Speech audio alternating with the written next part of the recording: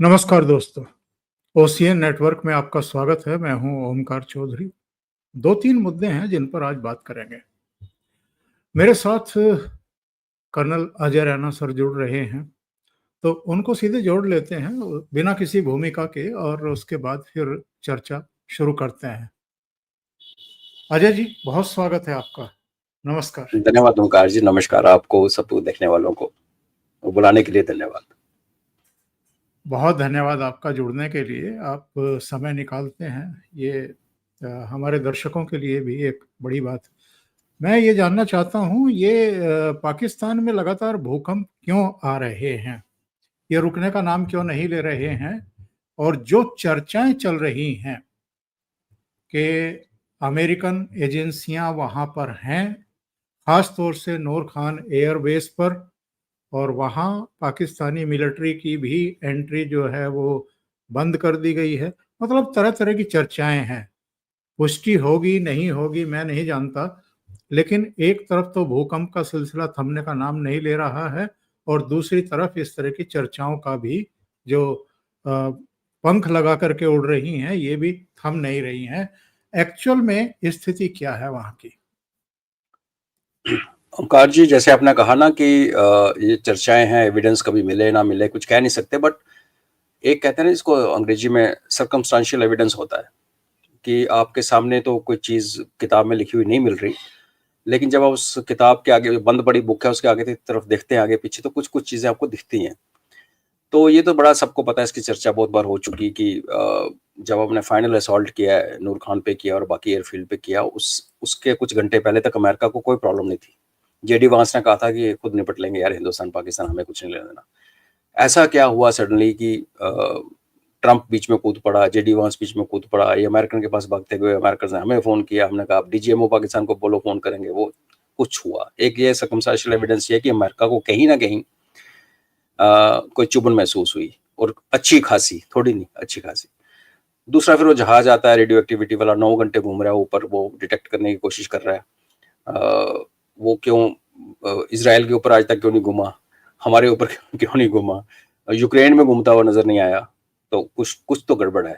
फिर वो ब्रॉन का जो हुआ कि वहां से इजिप्ट से कंसाइनमेंट आई, और इस तरीके की चीजें आने शुरू हो गई। और जब नूर खान की ढेल आई तो फिर समझ आई कि कितना डीपली बरीड सॉलिड एक कमांड कंट्रोल सेंटर था इनका नीचे, जो बर्बाद हुआ है, और वो बनाने की हैसियत पाकिस्तान की नहीं थी। उनके पास ना कैपेबिलिटी है ना वो इंजीनियरिंग। आपको देखिए इनके हाईवेज तक जो मोटरवे जिसको ये कहते हैं, वो सारे फॉरेनर्स ने बनाए हैं। एक करप्ट देश जहाँ पे हर बंदा करप्शन में इन्वॉल्व हो, वो एक टूटी फूटी नहर, जो हमने नहरें बना के दी इनको उस जमाने में, इंडस वाटर ट्रेड 60s में जो पैसे दिए, अभी उन नहरों में और डैम्स में कचरा भरा हुआ है। तो आप इमेजिन कीजिए इस किस्म की सोफिस्टिकेटेड हार्डन्ड अंडरग्राउंड जो बंकर या शेल्टर या सेंटर्स, वो ऐसा तो नहीं था ना कोई 6x6 का बंकर था। ये एक, मैं टाउनशिप तो कहना गलत होगा, पर समझ लो एक सेटलमेंट सी होती है जिसमें काफी सारे रूम्स और नेटवर्किंग और कम्युनिकेशन चैनल्स, बड़ा कुछ होता है। इट्स नॉट अ 1 रूम और 2 रूम थिंग, इज ह्यूज। जो अंदर समझ लो एक मॉल है जो जमीन के अंदर है, उस टाइप का काम है। तो अमेरिकन स्टेक्स तो क्लियर थे। तो अब कल ही चर्चा हो रही थी एक चैनल पे, तो मैंने एक बात कही कि देखिए, अब अमेरिकन, अगर अब वर्ल्ड मैप पे अमेरिकन बेसिस को अगर आप गूगल करें कि अमेरिका के बेसिस अमेरिका के अलावा कहाँ कहाँ पे हैं, तो पूरी दुनिया में रिंग बना के बैठे हुए हैं ये। 2 बड़े क्लियर कट गैप्स हैं, एक पाकिस्तान और अरबियन सी और बे ऑफ बंगाल, यहाँ पे अमेरिकन प्रेजेंस नहीं है। बाकी आपको हर जगह एक रेड डॉट, छोटा dot, lily pad, American base, naval base, army base, air force base, कुछ ना कुछ वेस्ट एशिया, हर जगह बड़ा बड़ा है। तो इसका रीजन सिंपल सा ये बनता है कि पाकिस्तान के साथ इतनी गहरी इनकी दोस्ती है और इतनी डिपेंडेंस है, और उनको इतना कॉन्फिडेंस है कि पाकिस्तान की दुम मरोड़ के हम, जो तभी तो हम हीरा मंडी कहते हैं कि इसको जो भी पैसे फेंके काम करवा ले, कि इन्होंने अपनी प्रेजेंस वहां रखनी जरूरी नहीं समझी। अफगानिस्तान में जरूरत पड़ी तो आगे ड्रोन उड़ाए, इधर भी मारा उधर भी मारा, बेसिस में सब कुछ किया, लेकिन एक बेस जिसके ऊपर एक अमेरिकन झंडा फहराता हो, वो बेस पाकिस्तान के अंदर नहीं है। और वो इतना इंपॉर्टेंट इलाका पाकिस्तान, जो इनको, ईरान को इनका दुश्मन एक्सेस देता है, अफगानिस्तान जो कि प्ले ग्राउंड है, और उसका आगे एक सेंट्रल एशियन रीजन जो रशिया के इन्फ्लुएंस में आता है, उसको एक्सेस दे रहा है। चाइना जिसमें सीपैक बना रहा है, भारत जैसी उभरती हुई एक पावर, तो इतनी बड़ी चीजों से घिरा हुआ पाकिस्तान, उसके अंदर अमेरिका का इन्फ्लुएंस ना हो। तो उसका जवाब बड़ा सिंपल है कि इसके अंदर बिना आए, दुनिया को दिखाए, जो उनको रखना था, जो साजो सामान उन्होंने यहाँ पे रखा, जो एसेट्स यहाँ पे बनानी थी बनाई, वो कल को चाइना के खिलाफ यूज होती, ईरान के खिलाफ यूज होती। मैं नहीं समझता कि अमेरिका अपनी एसेट इंडिया के खिलाफ यूज करेगा, बिकॉज हम बहुत बड़े हैं उसके लिए, और अमेरिका वहां बैठ से हमसे युद्ध नहीं लड़ सकता, बट हाँ पाकिस्तान को यूज करके तंग कर सकता है। तो ये जो आपने भूकंपों की बात की, तो अगर नॉर्मल हालात होते हैं ओमकार जी, अगर सब ठीक होता, पाकिस्तान एक नॉर्मल देश होता, नॉर्मल तरक्की चल रहा होता, नॉर्मल सपने देखने वाला देश होता, जैसे नॉर्मल लोग होते हैं, जैसे हम हैं, तो मैं कहता कि ये जी न्यूक्लियर टेस्ट हो रहे हैं बिलो क्रिटिकल मास। जब आप इतना बड़ा धमाका नहीं करना चाहते कि दुनिया आपको पकड़े देखे, सेम टाइम पे आप थोड़ा सा कॉन्फिडेंस गेन करना चाहते हो, कल ये पटाखे चलेंगे नहीं चलेंगे लड़ाई में, ये ना हो कि हम बना के बैठे थे चले ही ना। तो एक तरीका होता है जिसमें आप वॉरहेड यूज नहीं करते, आप उसको फुली डेटोनेट नहीं करते, कंट्रोल्ड डेटोनेशन करके आप उसका कुछ कंपोनेंट का कुछ पोर्शन, उसकी जो स्ट्रेंथ है, फ्यूजन की है या थर्मल न्यूक्लियर है या फ्यूजन है, जो जिस भी टेक्निक पे आपने उसको बनाया है अपना न्यूक, जब बायोलॉजिकल वेपन में धमाके नहीं होते, तो न्यूक्लियर डिवाइस का आप कंट्रोल्ड एक्सपेरिमेंट कर सकते हो। ये नॉर्मल हालात में हो सकता था, लेकिन अभी हालात नॉर्मल नहीं है। हालात ये हैं कि पाकिस्तान को पड़ी है मार। हालात सच ये है कि पाकिस्तान भागता हुआ अमेरिका के पास गया, अमेरिका ने इंटरवीन किया। मैं उसको हम टिपिकली वो जैसे कहते कि जिन्होंने कहते हैं ना मीडिएशन की, वो नहीं की, लेकिन फोन आया, जो भी हुआ, फिर हमने इंसिस्ट किया कि पाकिस्तान हमसे बात करे। जब अमेरिका ने हमें रिक्वेस्ट की होगी ओमकार जी, तो शायद कोई 15-20 साल बाद कोई किताब लिखे कि क्या बात हुई, क्योंकि अभी तो समझ हमें बाहर वो लीक होगी नहीं, वो बड़ी एक सही है। बात है। पर अगर हम ये मान लें कि हमारी सरकार जो उस टाइम फुल स्टीम पाकिस्तान के फटकच्चे उठाने में उड़ी थी, वो चुपचाप बैठ गई एक फोन सुन के, तो वो फिर हमारी थोड़ी बेवकूफ़ी होगी। वो फिर वही जो सरेंडर है, नरेंद्र है, सरेंडर वैसे वाली उस बुद्धि वाले लोग ऐसे सोचेंगे। नॉर्मल माइंड हमें ये बोलता है कि फिर एक बात हुई होगी, एक ट्रांजेक्शनल, क्योंकि अमेरिकन एक ट्रांजेक्शनल कंट्री है, तो हमने बोला होगा ठीक है भाई, आप ये कीजिए, हम ये करेंगे। उस ये भी हो सकता है कि अमेरिका को बोल दिया गया हो कि आप अपनी एसेट्स यहाँ से हटा लीजिए। हो सकता है अमेरिका ने खुद ही बोल दिया हो कि हम अपनी एसेट हटा रहे हैं, क्योंकि जब हमने वहां पे ठोका तो हमने दुनिया को ये बोला कि हमें पता है कि तुम इधर हो। और ये आप मान के चलिए कि जब ये चीजें, ऐसी चीजें किसी देश में पाक की जाती हैं, तो इंटेलिजेंस कम्युनिटीज को पता होता है, सबको पता होता है, चाइनीज को भी पता है, हमें भी पता है, लेकिन उसको कोई बात नहीं करता। इसको डिप्लोमेटिक कर्सी कह लिए, कुछ भी कह लिए। तो हमने वहां धमाका करके बता दिया कि भाई हमें पता है कि कराना के आसपास कुछ है। नूर खान तो अमेरिकन एसेट्स तो थी, जैकोबाबाद जिसमें एयर डिफेंस भी अमेरिकन का लगा हुआ है। तो हमने एक स्टेटमेंट दिया, तो नेचुरली हमारा एक कहते हैं ना, एक ऊंचे लेवल पे थे हम नीचे डरे हुए नहीं थे। ये करने के बाद हमने एक स्टेटमेंट दिया और अमेरिका हमसे बात करने है। तो उस संदर्भ से अगर आप देखेंगे इन धमाकों की जो आप बात कर रहे हैं, भूकंप की बात कर रहे हैं, तो फिर ये भी हो सकता है कि कुछ हर चीज निकाली नहीं जा सकती। ये भी हम समझते हैं कि ऐसी चीज न्यूक्लियर या उस किस्म की चीज, और उसके साथ जो एसोसिएटेड जो उसकी फैसिलिटीज हैं, चाहे वो अंडरग्राउंड उसको टेस्ट करना है, कंट्रोल्ड, वो लैब्स बनी हैं जहाँ स्टोरेज की है, उन चीज़ों को बर्बाद करना ज़रूरी हो जाता है। ये चीज़ रशिया और अमेरिका, यूएसएसआर और अमेरिका ने अपनी जब संधि की थी, स्टार्ट 1 पहले वाली, वो INF संधि 2, उस टाइम में इन्होंने अपने आर्सेनल को ख़त्म किया था। तब इंटरनेट नहीं था, हमें सब पता नहीं चला किसने किया। बाद में अनाउंस किया कि हमने इतने इतने वॉरहेड और इतने न्यूक्लियर डिवाइस अपने ख़त्म कर दिए। तो ये कोई बड़ी बात नहीं है कि पाकिस्तान के अंदर जो चीज़ बची हो, चाहे वो वेपन्स हो, न्यूक्लियर मटेरियल हो, या न्यूक्लियर को बनाने वाली लैब या टेस्ट करने वाली फैसिलिटीज हैं, हो सकता है उनको डिमोलिश किया जा रहा है। और क्योंकि अब जमाना ऐसा है कि ऊपर सैटेलाइट घूम रहे हैं और दुनिया नजर रख के बैठी हुई है, तो हो सकता है कि वो धमाके जो है, और पाकिस्तानी ये बेवकूफ तो है, उनको ये भी आर्ट है ना अपने कर्म को छुपाना, वो तो आता नहीं।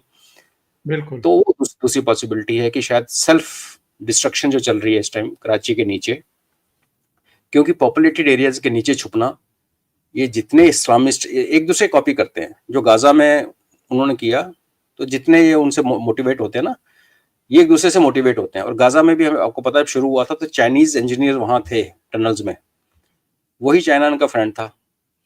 तो पाकिस्तान कैपेबल है कि चाइना से टनल बना के अमेरिका के माल को लेके कुछ, तो दो पॉसिबिलिटीज हैं।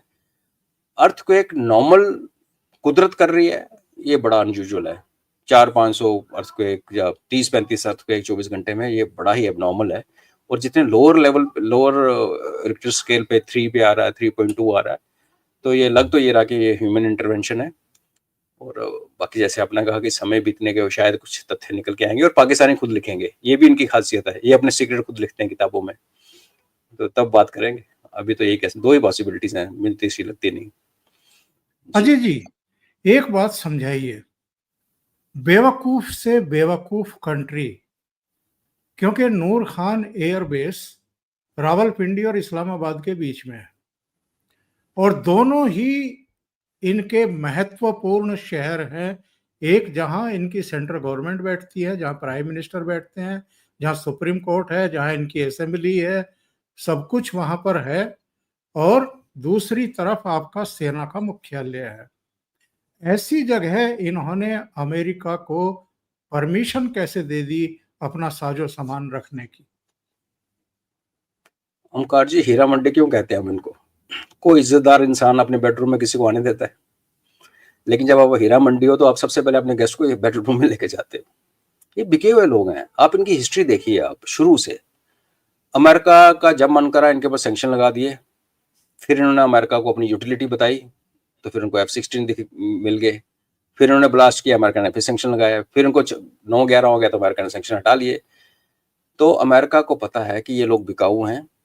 और मैं एक बड़े मजे की बात आपको बताता हूँ कि अगर आप देखें अमेरिका के जो डेमोक्रेसी, सो कॉल्ड डेमोक्रेसी है अमेरिका की, वो पूरी दुनिया में डिक्टेटर्स और शाह एंड किंग्स के साथ डील करती है। वेस्ट एशिया में पूरे ही राजे हैं खानदानी, और जैसे आप और आगे जाएंगे अफ्रीका की तरफ उतरते हैं तो वहां सारे आपको डिक्टेटर दिखेंगे।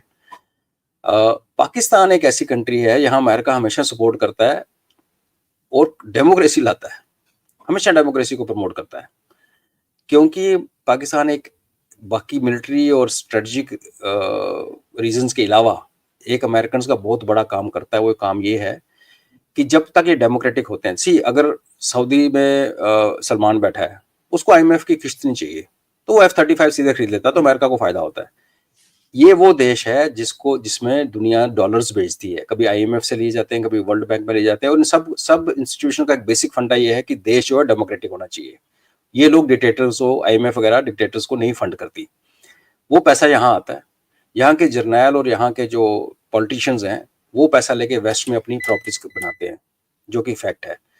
तो अमेरिकन दुनिया का पैसा जो IMF के पास है, वर्ल्ड बैंक में है, जिसमें हमारा पैसा भी है, इनको देके, और ये पैसा फिर अमेरिका की इकोनॉमी में चैनलाइज होता है 2 नंबर के तरीके से।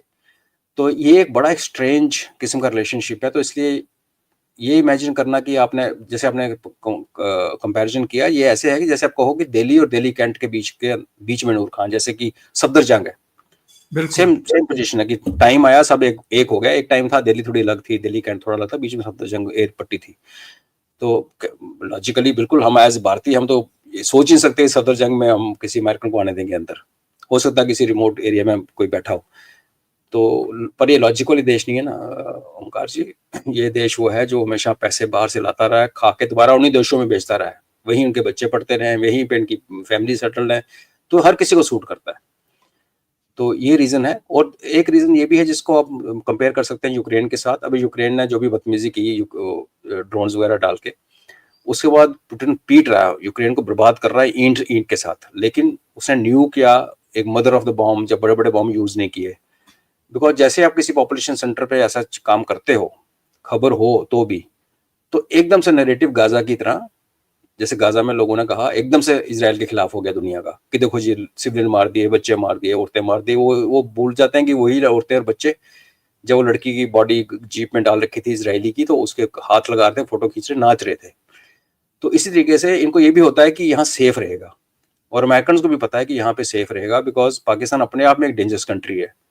बलोचिस्तान में वो अफोर्ड नहीं कर सकते, बलोचिस्तान में कुछ रखना, KPK में रख नहीं सकते। आज आगे बचा पंजाब और पार्ट ऑफ सिंध, उसमें एक पॉपुलेशन सेंटर जहां, और बाय द वे जैसे हमारा NCR है, इनकी NCT है, इसको नेशनल कैपिटल टेरिटरी कुछ बोलते हैं। इस्लामाबाद जो है इसको पंजाब का हिस्सा नहीं मानते टेक्निकली, जैसे NCR है हमारा वैसे इनका कुछ नाम। तो उस तरीके से देखो तो सेफ्टी वाइज अमेरिकन के लिए आई थिंक सेफेस्ट जगह ये थी, दोनों तरीके से, कि इनके पावर सेंटर यहाँ पे हैं, यहाँ बदमाशी करेंगे तो देख लेंगे, और दूसरा ये है कि कोई दुश्मन यहाँ पे अटैक नहीं करेगा, बिकॉज बिल्कुल शहर के अंदर है। अब उनको क्या पता था कि हमारी मिसाइल जो है उसकी ट्यूब, एयर कंडीशन की ट्यूब के अंदर, उसके अंदर धमाका कर देगी। वो तो बात वो तो hats off to our people और हमारे फ्रेंड्स जिन्होंने हमें वो मिशन दिया। तो इनके लिए कुछ भी इम्पॉसिबल नहीं है ओंकार जी, लॉजिक नहीं काम करता। दो नेवर। चीजें और समझाइए। अभी जी। तक जो सूचनाएं आ रही थी वो ये थी कि सरगोदा है, किरना हिल्स हैं, या जो अफगानिस्तान पर जब इन्होंने ऑपरेशन किया था तो जकोबाबाद था। दो तीन जगहों के नाम तो आते थे, नूर खान एयरबेस के नाम नहीं आते थे। कहीं मैंने पढ़े नहीं, आए हों तो आए हों। लेकिन इसके अलावा भी कहीं क्या अमेरिका के एसेट्स हो सकते हैं? देखिए, चकलाला करके इसका नाम आता था। नूर खान अभी पहली बार आया। तो अगर आप पुरानी किताबें पढ़ेंगे, बियर ट्रैप में भी मेंशन्ड है कि सीआईए का जो डायरेक्टर था वो, उसका जहाज आता था, लैंड करता था इस्लामाबाद में, और फिर वो अंधेरे कॉर्नर में, एयरपोर्ट के अंधेरे कॉर्नर में खड़ा हो जाता था, और फिर पाकिस्तानी चीफ आर्मी स्टाफ उसको जाके जिया का चीफ ऑफ जनरल स्टाफ, वो जाके जहाज के अंदर ही बीटिंग करता था। फर्क ये लगता है कि नूर खान जो था ना, ये यहाँ जो अमेरिकन इंटरेस्ट था वो बेसिकली इनके कमांड एंड कंट्रोल का इंटरेस्ट था। इनके जो नर्व सेंटर था उसके ऊपर उसके ऊपर कंट्रोल था अमेरिकन का। जो आप जैसे कह रहे हैं जकोबाबाद, जहाँ आप सरगोदा की बात करते हैं, वहां बात करते हैं कि एसेट्स, जो अमेरिकन एसेट्स हैं, चाहे वो न्यूक्लियर हैं या अदर हैवी, क्योंकि वो अगर चाइना के ऊपर आंखें हैं या ईरान के ऊपर आंखें, तो अमेरिका वहाँ 9mm की बुलेट तो रखेगा नहीं, नेचुरली ऐसे वेपन रखेगा जो कि बहुत इंपॉर्टेंट है, डिस्ट्रक्टिव है। 4 एयर बेसों का नाम तब आता था जब ये अफगानिस्तान में ऑपरेट करते थे। जकोबाबाद तो नोन थी, 3 एयर बेसिस और थी जिसके बारे में सुना जाता था कि यहाँ से इनके ड्रोन ऑपरेट करते हैं। अगर मैं इस थियरी को मानूं, जो मेरी अपनी थियरी और मेरे को लगता है कि अगर यहाँ पे डंपिंग हुई है, क्योंकि देखो इसराइल जो था, इसराइल एक नॉन डंप था अमेरिकन वेपन्स का, जिसमें काफ़ी इस्तेमाल हुआ गाजा में। यहाँ के वेपन का डंप किसी को पता नहीं था, और जैसे मैंने कहा कि नक्शे में यहाँ पे कोई अमेरिकन प्रेजेंस नहीं दिखती है, लेकिन माल यहाँ बहुत था। तो उस तरीके से अगर आप देखेंगे तो कोई भी पावर अपनी कोई भी सारी एसेट्स एक जगह नहीं रखती। और यहाँ भी हमने एक ही जगह हिट किया, जो हमारे डीजी एयर ऑपरेशन का, हमें तो पता ही नहीं कहाँ है। अच्छा, हमें पता नहीं, उन्होंने तो बड़े हंस मजाक की बात कर दी। तो मेरा अपना मानना है कि 6 से 7 जगह, 8 जगह, बिकॉज पाकिस्तान की चौड़ाई तो है नहीं। और जैसे मैंने कहा कि बलूचिस्तान के अंदर उनका एयर बेस तो हो सकता है, एसेट्स मुझे लगता नहीं करेंगे, बिकॉज बलूचिस्तान को पता है खतरा है। क्योंकि बलूचिस्तान के अंदर आईएसकेपी भी बैठा हुआ है, जो वेस्टर्न वर्ल्ड का स्वोन एनिमी है, दुश्मन है। हालांकि पाकिस्तान आर्मी इसको बचा के रखती है। तो पंजाब का अगर आप लेआउट देखेंगे लीनियर तरीके से ऊपर से नीचे को आता हुआ, तो बड़ी ज्यादा पॉसिबिलिटी है जकोबाबाद है, रहीम यार खान है, सरगोदा है, चकलाका जिसको अभी अपन बोल रहे हैं, नूर खान बेस, और उसके ऊपर अगर आप जाएंगे तो यहाँ की न्यूक्लियर फैसिलिटी है। आप ये भी देखिए, किसी देश की न्यूक्लियर फैसिलिटी अपने अपने रेजिडेंशियल एरिया के आसपास नहीं होती, और इनके न्यूक्लियर एस्टेब्लिशमेंट सारे, इनका फोकस ही पंजाब है। तो जो भी इनकी एसेट्स हैं मेरे हिसाब से वो पंजाब के अंदर है, स्प्रेड आउट, बट पंजाब के अंदर। हो सकता है एक आधी सिंध में हो। कराची का लॉजिक बनता था, बिकॉज कराची एक पोर्ट सिटी है, नेवल शिप्स का आना जाना वहाँ लगा रहता है। तो कहना बहुत मुश्किल है कि कहाँ कहाँ पे पिन पॉइंट करना मुश्किल है, लेकिन आई एम वेरी श्योर कि 4, 5, 6 जगह स्प्रेड होगा, रखी हुई है। एक बट बात उसमें और, एक बात मगर आप ये देखिए, जब चाइनीज इक्विपमेंट आना शुरू हुआ, 85% इम्पोर्ट आज की डेट में पाकिस्तान के पास चाइनीज इक्विपमेंट है, तो अमेरिका ने बोला था कि जहां हमारी एसेट्स हैं वहां चाइनीज पीएलए वाले नहीं आएंगे, जहां F-16 है वहां पे चाइनीज बंदा नजर नहीं आना चाहिए। तो उस लॉजिक से अगर आप देखेंगे तो फिर नूर खान के नॉर्थ में जैसे स्कार्दू है, पेशावर है, वहां मुझे नहीं लगता इनका कुछ है। लेकिन नीचे की तरफ, नूर खान से नीचे को आते हुए रहीम खान यार की तरफ, देयर इज अ पॉसिबिलिटी। जी सॉरी, आप कुछ एक कह रहे बात थे। और समझाइए साहब।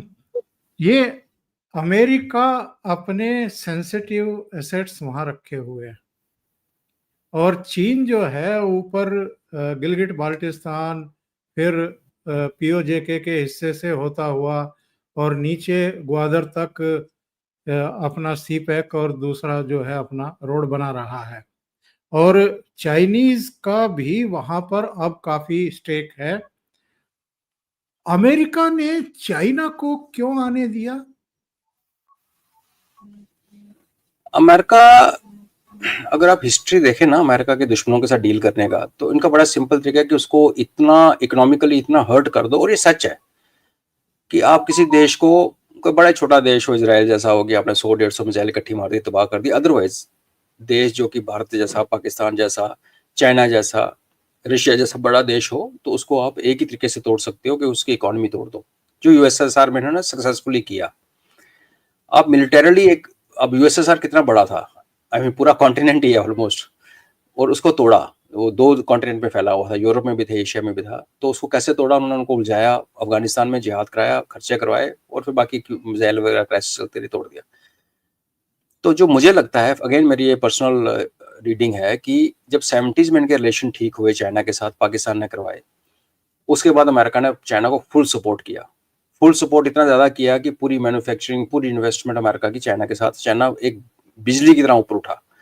2010 आते-आते अमेरिका को समझ आ गई, और काफ़ी इस पे पेपर्स ऑलरेडी अवेलेबल हैं, कि चाइना फ्यूचर थ्रेट है, जैसे अमेरिका आज इंडिया को फ्यूचर थ्रेट मानता है। तो नेचुरली 2010 के बाद चाइना ने जो भी किया, वो अमेरिकन, जैसे आपका क्वेश्चन है कि अगर वो चाइना इतना घुसा हुआ है पाकिस्तान के अंदर, तो चाइना को अंदर कैसे आने दिया, तो नज़र रखनी शुरू की। तो अब आप सी पैक में अगर आप जाएंगे, तो सी पैक से पहले कराकोरम हाईवे था, जो कि साल में 4-5 महीने बंद रहता था। कभी पीएलए वाले आके रिपेयर करते थे, कभी बंद ही रहा कई बार। पहले वो इम्प्रूव किया चाइना ने। फिर नवाज शरीफ ने 2015-16 में ये डिक्लेयर कर दिया सी पैक। जब डिक्लेयर हुआ तो बोला गया 40 बिलियन लगेंगे फेज 1 में, और फेज 2 में लगेंगे 110 बिलियन। 150 बिलियन का प्रोजेक्ट, और आप अमेरिकन हो, तो आप चुप करके बैठे रहोगे। आपने एक ट्रैप बनाया चाइना के लिए कि तू आजा, लगा पैसा। बिकॉज चाइना के पास ऑप्शंस क्या थी, चाइना को गर्म पानी में पहुंचना है, उसके रास्ता एक पाकिस्तान के थ्रू जाता है, एक रास्ता उसका बर्मा के थ्रू है, म्यांमार के थ्रू, और एक पॉसिबिलिटी है जो भारत और बांग्लादेश का ऑपरेट करेंगे। अदरवाइज तीसरा रास्ता नहीं है उसके पास वार्म वाटर में जाने के लिए। उसको फिर वही साउथ चाइना से घूम के आना पड़ता है। उसकी इनसिक्योरिटी है बहुत ज़्यादा एनर्जी की।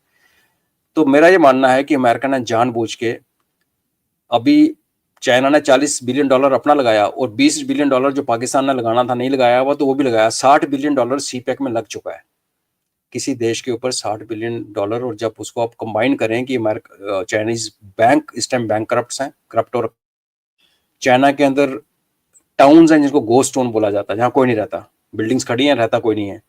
जी। तो अगर आप ओवरऑल पिक्चर देखें, जो खबरें आ रही हैं कि चाइना का डिक्लाइन शुरू हो गया, इकोनॉमिकली टूट रहा, और शी जिनपिंग के लिए कह रहे हैं कि हाउस अरेस्ट में है, जो भी है, तो उस संदर्भ में आपको देखने में क्लियर नजर आता कि अमेरिका का सोचा समझा हुआ ट्रैप था।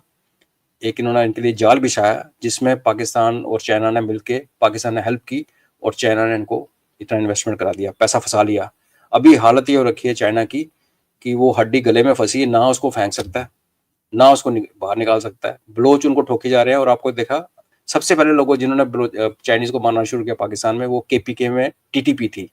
और टीटीपी जो है वो अफगान तालिबान की सेम अमीर है, उनका सेम आइडियोलॉजी है। और अफगान तालिबान के साथ अमेरिका के डायरेक्ट कॉन्टैक्ट है, क्योंकि जब दोहा अकॉर्ड हुआ है और अमेरिका यहाँ से चला गया, उनके सारी एसेट्स फ्रीज कर दी गई, तो अमेरिका एक ही देश था जो अफगानिस्तान को इन काइंड एड देता रहा, राशन, खाना, दवाई सब देता रहा 2021 के बाद। तो ये क्लियरली एक ट्रैप था फंसाने के लिए चाइना को, और चाइना उसमें फंस चुका है। और अगर कल चाइना एक्चुअली बर्बाद होता है इकोनॉमिकली, तो उसमें सी पैक और सी मैक, जिसको तोड़ने के लिए अमेरिका भी खुद आ ही गया बांग्लादेश में, और वो घुसेगा उसके अंदर, आप देखना वो भी टूटेगा। तो 40 प्लस 20 $60 बिलियन, और 60 प्लस 20 $80 बिलियन बहुत बड़ा अमाउंट होता है फॉरेन एक्सचेंज में। तो वो एक, दैट इज अ पॉसिबिलिटी। एक खबर ये भी आ रही है अजय जी, हो सकता है आपके पास इसकी डिटेल हो, कि ये लोग पाकिस्तानी जर्नल जो है और इनके जो पॉलिटिकल जो आका हैं, वो सब बीजिंग की दौड़ कर रहे हैं, और वहाँ से 5th जनरेशन के विमान खरीदने की कोशिश कर रहे हैं, एयर डिफेंस सिस्टम खरीदने की कोशिश कर रहे हैं, कुछ दूसरा साजो सामान खरीदने की कोशिश हो रही है। ये आईएमएफ से जो मिला है उसको उसी को लगाएंगे, या कुछ है इनके पास, या सेना के लिए तो कोई कमी नहीं है पाकिस्तान में। उसको तो छूट हो जाती है जब इस तरह की 2-4 दिन की भी झड़प हो जाए, और ख़ास तौर से भारत के साथ हो जाए तो। आपकी आवाज़ चली गई ओमकार जी। जी, जी। मैं ये कह आपको रहा था कि ये लोग चाइना से कुछ फिफ्थ जनरेशन हाँ, वो वो विमान। सुनिए, मैं लास्ट वाला पोर्शन नहीं सुना मैंने। हाँ, बस नहीं, मैंने लास्ट में यही पूछा था कि जी। ये लोग वैसे तो आर्थिक तंगी से जूझ रहे हैं, लेकिन युद्धोन्माद जो है इनके दिमाग में अभी भी भरा हुआ है, गलतफहमी अभी भी निकली नहीं है इनकी। जिस दिन अगर इनको ये रियलाइज़ेशन हो जाएगी, अगर पहली रियलाइज़ेशन ये हो जाए कि भारत इनका दुश्मन नहीं है, हम इनको मारने के इंटरेस्टेड नहीं है, तो ये टू नेशन थ्योरी उसी दिन फेल हो जाएगी, वो अफोर्ड नहीं कर सकते। और आज के संदर्भ में अगर ये मानना, ये कहें कि हमने हार मान ली और हमें मार पड़ गई, तो ये कंट्री टूट जाएगी। तो ये लास्ट, जब तक इनका लास्ट पिल्ला नहीं मारा जाएगा सड़क के ऊपर, ये नहीं मानेंगे। इसलिए हम कहते हैं कि इसका एक ही इलाज है कि पाकिस्तान को तोड़ा जाए। जब तक पाकिस्तान टूटता फूटता, कपड़े फटे हुए, बुरा हाल, मगर पाकिस्तान कितना जिंदा है, तो ये हार नहीं मानेंगे। बिकॉज हार मानना इनके कुरान में मना है। इनको जब इनके कुरान में क्लियरली लिखा गया है कि अगर आपकी हार हो रही है, जब आपके ऊपर मुश्किल समय आया हुआ है, ये मान के चलिए अल्लाह जो है आपका टेस्ट ले रहा है और वो आपके साथ खड़ा है। तो ये इनकी वो एक ही सोसाइटी की सोच है। रही बात हार्डवेयर की, इसमें दो थेरीज निकल के आती हैं। एक थेरी ये है कि भारत का साइज इतना बड़ा हो गया और भारत ने ऐसी पिटाई लगाई है इस बार कि अमेरिका और चाइना दोनों ने हाथ मिला लिया आपस में कि यार हम आपस में निपट लेंगे बाद में, पहले भारत को काबू करते हैं। सही। उस संदर्भ में देखो तो हो सकता है कि, और चाइना को पैसे लेने की जरूरत नहीं है उनको। अगर F-35 आज तक वो टेस्ट हुआ नहीं है, अगर उनको F-35 10-12 जहाज देके यहाँ पाकिस्तानी पायलट्स को मरवाना है, तो उनके लिए कोई बड़ी डील नहीं है। किसी भी रिसर्च एंड डेवलपमेंट में इतना खर्चा हो जाता है। रही बात अमेरिका की, उसको ये फायदा कि चाइनीज इक्विपमेंट को आने दो, बिकॉज अभी चाइना ने HQ-19 जो इनकी सबसे एडवांस्ड एयर डिफेंस रडार है, वो उन्होंने रशिया को भेजी है। तो जो अमेरिका ने, जिस तरीके से अमेरिका गुण गा रहा है पाकिस्तान के की लीडरशिप बड़ी अच्छी है, और पाकिस्तानी डेलीगेशन वो अमेरिका के अंदर बैठ के कह रहा है 400 मिसाइलें आएंगी, हमें तो मारने वाले हैं, तो वो वहां पे डेमोक्रेट्स और पुराने दोस्तों को अपील कर रहा है। तो अमेरिका भी खुश है कि आने तो चाइनीज इक्विपमेंट को, हम भी रिवर्स इंजीनियरिंग करते हैं। बिकॉज किसी जमाने में चाइना वाले अमेरिका के इक्विपमेंट को उठा के और रशियन इक्विपमेंट को एक दूसरे को रिवर्स इंजीनियरिंग करते थे। तो वो इनको तो पैसे पूसे का ऐसा ना कि चाइना और अमेरिका का बड़ा सिंपल फंडा है कि लड़ाई अपने घर से दूर रखो और अपने दुश्मन को उलझा के रखो। उसके लिए अगर चाइना को 2-4 जहाज, 1-2 रडार्स, इवन अमेरिका को टर्की के थ्रू कुछ ड्रोन, कुछ मिसाइल्स पाकिस्तान को देनी पड़ेगी, तो उनको बड़ी कॉस्ट नहीं है, क्योंकि लड़ाई फिर भारत और पाकिस्तान के बीच में है। चाइना भी तमाशा देख रहा है और पैसे की कमी चाइना के पास भी नहीं है, चाहे वो इकोनॉमिकली डाउन है, लेकिन वो इतनी बड़ी इकोनॉमी है कि डाउन होते होते भी बहुत पैसा है उनके पास, हमसे तो अमीर है। और सेम चीज़ है अमेरिका के साथ। तो उसमें हमें सरप्राइज नहीं होना चाहिए। बट मेरा बड़ा सिंपल सा मूड पॉइंट है कि इस टाइम पाकिस्तान की एयर डिफेंस नंगी है, बिल्कुल नंगी। और जो नूर खान का जो उनका नर्व सेंटर था पूरे एयर डिफेंस और फायर कंट्रोल का, वो उड़ चुका है। 6 से 7 महीने मिनिमम आप मान के चलो इनको चाहिए रिकवर होने के लिए। और ये रडार्स और ये JF-35 वैसे हैंगर पे तो टंगे हुए हैं नहीं कि पाकिस्तान वो ले जाओ उठा के। और अगर आज दे भी देता चाइना, F-16 के ऊपर ट्रेनिंग के लिए 2 साल लगते हैं। तो सही। F-35, हाँ, चाइनीज आगे उड़ाना शुरू करें तो बात अलग है। पाकिस्तानी पायलट्स दिन रात भी मेहनत करेंगे, 6-7 महीने से पहले वो ट्रेन नहीं हो सकते इसके ऊपर। एक्सपर्ट होना दूर की बात है। तो और इसी विंडो के अंदर हमने इनको दोबारा ठोकना है, मुझे कोई इसमें शक ही नहीं है।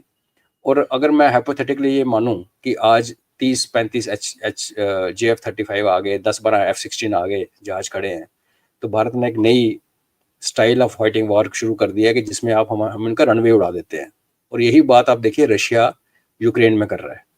अभी रनवेज पे अटैक हो रहा है कि ना बजेगी बाज, ना बजेगा बाज, ना बजेगी बांसुरी, कि तुम रखो, उड़ के देखो, अगर तुम उड़ चुके हो तो लैंड करके देखो।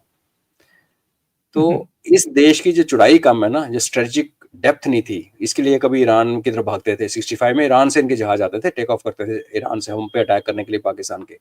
फिर उन्होंने अफगानिस्तान को अपना स्ट्रेटेजिक डेप्थ का पार्टनर माना कि हम जैसे लड़ाई होगी हमारे सारी एसेट्स उठ के अफगानिस्तान में चले जाएगी, इंडिया अटैक नहीं करेगा। बदला हुआ इंडिया तो अब थर्ड कंट्री को नहीं छोड़ेगा, अब तो बदल गई सब, पर जो हमारी पुरानी पॉलिसी थी तो कोई फर्क नहीं पड़ता। काफी न्यूज में आता है ये इतना आ गया टर्की से, आने दो, अब हम इनको इनका इलाज पता है। ये नंगे हैं, एयर डिफेंस की लैंग्वेज में पाकिस्तान नंगा है, और नंगा 6 महीने रहेगा कम से कम, अदरवाइज 4 से 5 साल लगेंगे इसको रीबिल्ड करने में अपने आप को। तब तक ये बेवकूफ़ी करेगा और इस बार बड़ी बुरी तरह से पिटेगा इस बार, क्योंकि सरकार ने बोल दिया कि हमारे लिए सरकार, आर्मी और टेररिस्ट में कोई फर्क नहीं है। जो पहली बार बोला, जो बहुत ही बड़ा सिग्निफिकेंट स्टेटमेंट है, जो शायद हम लोग समझ नहीं पा रहे। इसका यह मतलब है कि आप ये करोगे तो हम आपको तुम्हारा GHQ भी उड़ाएंगे, तुम्हारी पार्लियामेंट भी उड़ाएंगे। सही इस बात। टाइप की धमकी है। तो आने दीजिए, कोई और फ़र्क नहीं पड़ता। सही है। अजय जी, चलने से पहले, बंद करने से पहले प्रोग्राम, जी, ये कनाडा ने अल्टीमेटली नरेंद्र मोदी की ताकत को, भारत की ताकत को एक्सेप्ट कर लिया, क्योंकि कई कंट्रीज़ को वो G7 के लिए पहले ही इन्विटेशन भेज चुके थे और इसको लेकर के संशय थी कि भेजेंगे, नहीं भेजेंगे, क्योंकि ट्रूडो सरकार के साथ जिस तरह के रिलेशन हो गए थे, निज्जर को लेकर के जिस तरह की बकवास पार्लियामेंट में खड़े होकर के उन्होंने कर दी थी, बिना किसी सबूत के, तो निश्चित रूप से दोनों देशों के जो संबंध हैं, वो बिल्कुल निचले स्तर पर आ गए थे। शंका थी, यहाँ तो कांग्रेस ने नृत्य करना शुरू कर दिया था कि देखो, मोदी जी को बुलाया नहीं, नाक कटवा दी और फॉरेन पॉलिसी तो पूरी तरह फेल है। फिर अचानक वहाँ के प्रधानमंत्री का जो है फ़ोन आ गया कि मोदी जी आपको आना है और आपको शामिल होना है, और ना केवल इतना किया, उन्होंने अलग से एक प्रेस कॉन्फ्रेंस में ये स्वीकार किया कि चूँकि 5th लार्जेस्ट इकोनॉमी है, भारत की कोई भी वैश्विक मंच अनदेखी नहीं कर सकता। जी। तो ये हमारी पावर है, जिसके आगे अल्टीमेटली कनाडा को भी झुकना पड़ा, मानना पड़ा कि बिना भारत के, बिना मोदी जी के काम चलेगा नहीं। एब्सोल्युटली, इनफैक्ट मैं तो कभी-कभी हँसता हूँ G7 जो बना रखा है, इसमें क्या-क्या इकोनॉमीज़ हैं। अब अमेरिका को निकाल दीजिए और जापान को निकाल दीजिए, तो फिर पीछे बचता क्या है? आपने बिल्कुल सही कहा। आप कोई भी इकोनॉमिक फोरम जो है, वो बेसिकली क्या करता है? वो बेसिकली ये कहता है कि हम कहाँ ट्रेड करेंगे, हम कैसे एक्सपैंड करेंगे, कैसे प्रॉफिट बनाएँगे। तो क्या दुनिया में आज कोई देश ऐसा कोई गठ है, जो भारत की मार्केट को इग्नोर करके, हम उनसे खरीदें ना खरीदें वो छोड़ो, उनको बेचना उन्हें कहाँ जाना है? चाइना जाएँगे बेचने के लिए, चाइना कंज़्यूम ही नहीं करता। सबसे बड़ी कंज़्यूमर मार्केट इंडिया, भारत के अंदर है। तो और दूसरी बात ये है कि कनाडा जो है होस्ट कंट्री है इस ग्रुप की, मालिक नहीं है। कल आज कनाडा है, कल को जापान होस्ट करेगा, परसों यूके करेगा, वो तो रोटेशन में है। अगर आप वर्स्ट सिनेरियो में अगर हम अमेरिका और कनाडा को साइड पे रखते हैं कि चलो दोनों हमारे एंटी हैं, बाकी 5 देश जो हैं वो हमसे जुड़े हुए और हमसे बिज़नेस करना चाहते हैं। तो नेचुरली ये डिले ये दर्शाती है कि अंदर डिस्कशन हुई है, अंदर मतभेद हुआ होगा। ट्रूडो के साथ जो हमारा हुआ डस्टबिन के साथ, उसका कोई ना कोई इम्पैक्ट वहाँ हुआ। फिर खालिस्तान लॉबी ने अपना काम किया होगा, बट फाइनली वीटो किया गया बिकॉज़ 5-2 के वोट से पॉसिबली हराया गया। और ये हमारी शक्ति को दर्शाता है, हमारी स्टैंडिंग को दर्शाता है, इसमें मेरे को कोई डाउट नहीं है। बाकी रही कांग्रेस की, तो उनको तो खैर थूक के चाटने की आदत है। वो कुछ और बोल के कल को बोलेंगे हमने सरेंडर कर दिया G7 के साथ, उनका क्या कहना है? जी, अजय जी, बहुत-बहुत धन्यवाद जुड़ने के लिए, इतना समय निकालने के लिए और कई महत्वपूर्ण मुद्दों पर चर्चा करने के लिए। थैंक यू धन्यवाद। So much. नमस्कार। जय हिंद, जय भारत।